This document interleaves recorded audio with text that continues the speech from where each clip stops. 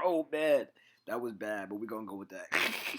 Hello world, it's your boy D Living for Never Return with yet another video. I'm back with the commentary. You already know how we rocking. This video is gonna be long. I'm explaining every single exercise I did. I think I also did face pulls. I didn't record that, and I did a set of calves because my calves are tiny and puny, and it just makes me feel better. The fact that I did a set, even though they're very stubborn. But next bulk, we're gonna train calves super hard because I need some calves, man. I need some cows. But anyways, guys, I started off the workout with squats. And what I'm doing is peak set training. And what peak set training is, you work your way up to your heaviest set with the most amount of reps for that exercise. So, for example, today my peak set was 245-pound squats for one set of 12. You have peak set training, then you have training across the board. Across the board training is basically all your sets are the same amount of weight, same amount of reps. And you got pyramid style. There's so many. You got reverse pyramid. There's so many different types of training methods, guys. But what I've been thriving the most with the peak set training. That's how I've been able to get my bench press up, my squat up, my deadlift up, everything. Peak set training. So, like I said, I worked my way up to 245 for 12. And then after you do your peak set, you do a back off set or back off sets. Okay? The whole premise behind peak set training is based off of the fact that, guys, we only have but so much energy. All right? It's like a tank. It's like a gas tank. You only have but so much gas in that tank. And as you put more mileage in your car, as you continue to drive your car, you run out of gas and you have to fill it back up. We run out of gas as we do our sets, as we work out, and then we have to fill it back up with food and rest, sleep, and stuff like that. Okay, guys? Now, studies have shown, all right, listen to me.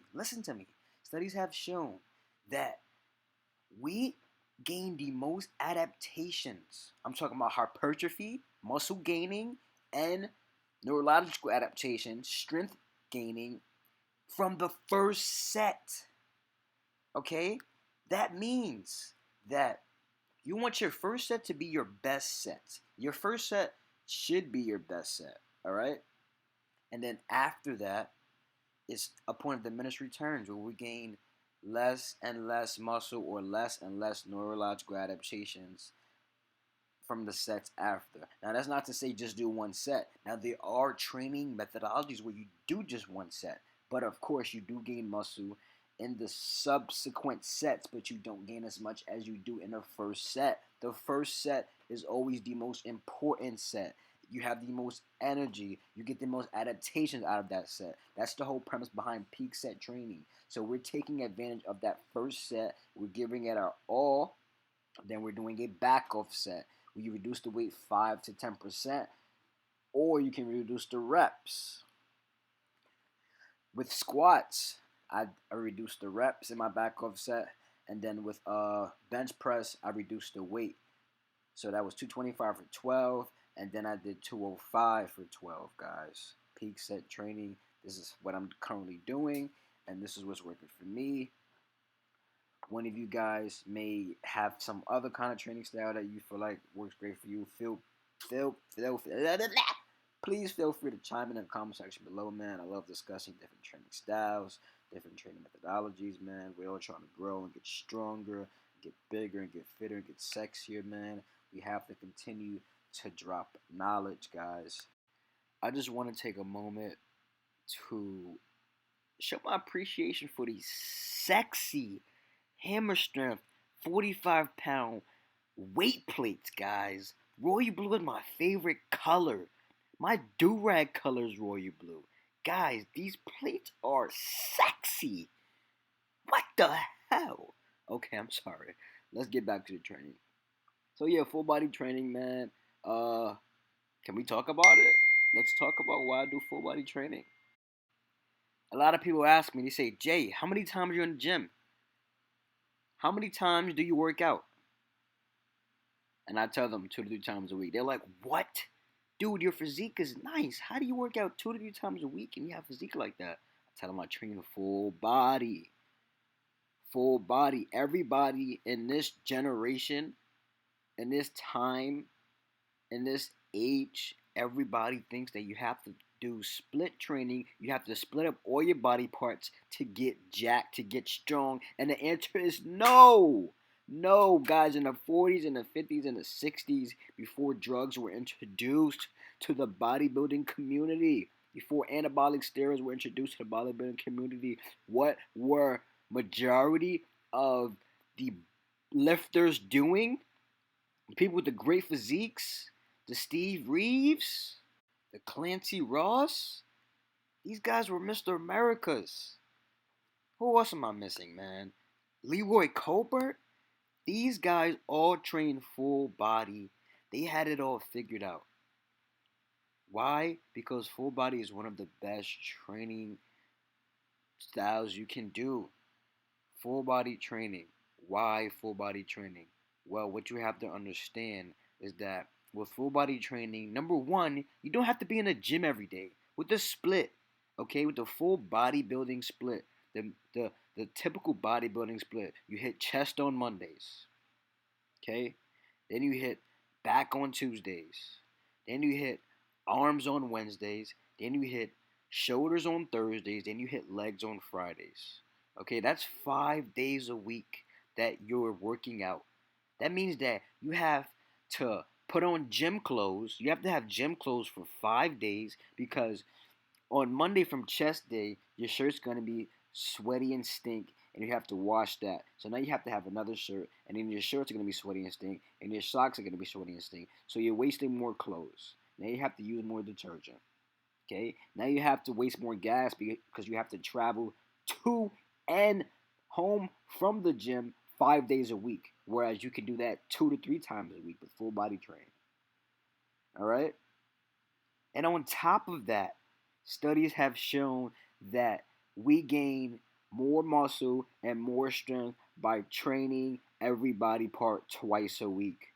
With a bodybuilder split, you train every body part once a week. That is an inferior method of gaining strength and muscle mass. If you're working out every body part once a week, right now, you need to stop doing that ASAP because you are leaving gains on the table throughout the week.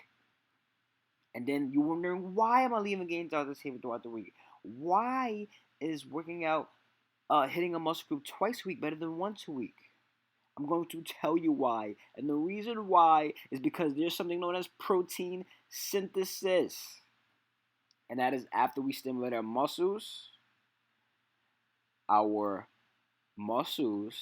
have a period of growth. It has a period of growth. It has a time period of growth. It doesn't grow forever.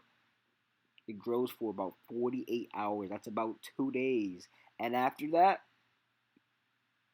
it down regulates, which means that that period of growth stops.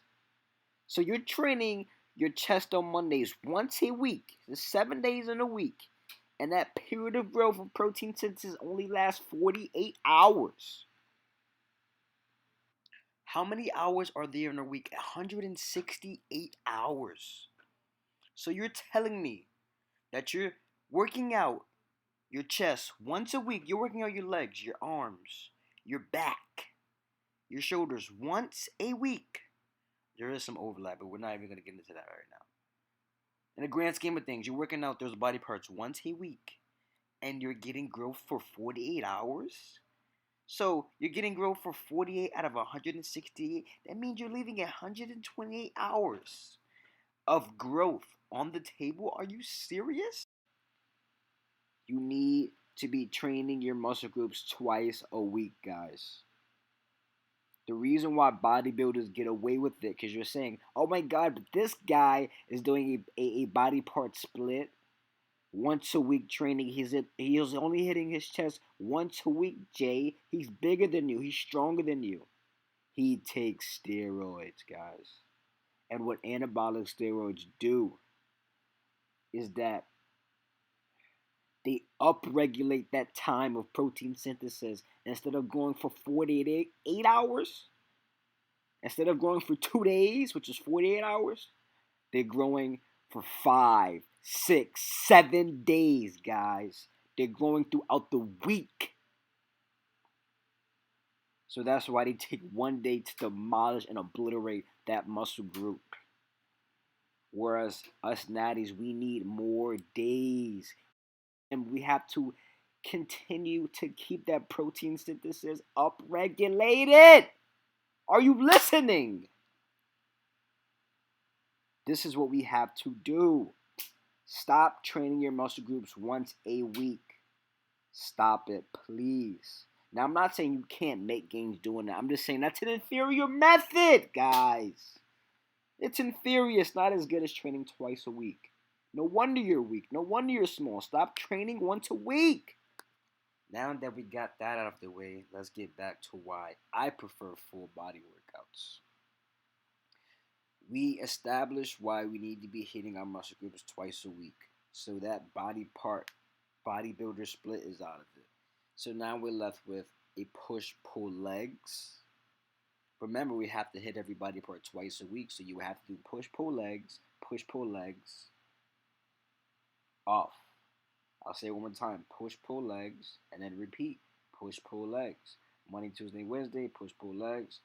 Thursday, Friday, Saturday, push-pull legs, and then Sunday you rest. So you're in the gym 6 days a week. Me personally, I also like to do cardio. I don't enjoy strength training 6 days a week. If you do, hey, you can go to push-pull legs routine. There's so many types of routines out there. I don't hate on any routine. I'm just telling you guys why I prefer full body. Okay? Later down the road, I might do push-pull legs or I might do upper-lower. But this is why I prefer a full body. You don't have to be in the gym every day. You can hit it 2 times a week. Okay? Because remember, hitting every body part twice a week is superior to hitting every body part once a week. And you're always well rested when it's time to come to the gym. You ever come to the gym like, damn, I'm tired today, man. My muscles are still a little sore. My chest is still a little sore, man. My back is still a little sore. When you're training full body twice a week, you're allowing 3 to 4 days of rest in between. Come on. Messed up my whole video. My bad, guys. My brother came into my room. He threw some water. My bad, man. Got me distracted. But anyways, yeah. Full body twice a week. You're fully rested every time you come into the gym. Full body 3 times a week is good, but full body twice a week is amazing. It's like when we were younger, guys. Our parents would only let us play a game a few times a week when school was in session. You know, you get home from school, you only have a few hours to play the game a few times a week. But during the summer, you can play as long as you want, all day, every day. After a while, you get tired of playing the game. Same thing with these split routines. Your gym frequency is high. You get tired of going to the gym every single day, or you know, at the frequency that you're going. But twice a week, dude, you look forward to those sessions because you're fully rested. You're taking so much time off, so you're gonna go extra hard. You're gonna have tons of energy. Your systemic fatigue is low. It's amazing, guys. Full body doesn't build great physiques, they said. I just laugh at them. Hope you guys enjoyed the video, man. I'm out. One hell of a workout. We doing 1,000 calorie deficits for the next few days, man. So I can get back to where I left off at 149. Should be back there in a few days. I don't know, 3 to 5 days if I do 1,000 calorie deficits. So yeah, gonna be tough, but I can do it. I'm a beast. I can do whatever I put my mind to. Yeah, man. It's 7 p.m. All I had today was a protein shake, 2 scoops of my protein glazed donut with bananas, 100 grams, and a half a cup of milk. So when I get to the crib, I'm gonna give me some chicken, like 12 ounces of chicken, bro. Maybe 16 ounces of chicken and a whole bunch of broccoli. 1,000 calorie deficits, next 3 to 5 days. Let's get it.